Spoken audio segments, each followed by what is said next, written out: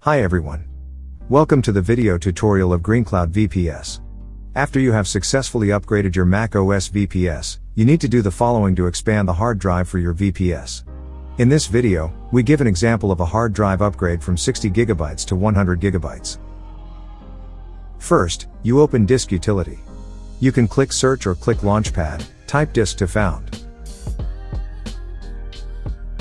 Here you can see the current disk space. In the sidebar, select the volume you want to resize, then select Partition. When the hard drive area circle appears, please click or drag, then edit the hard drive size and then click Apply. Click Partition.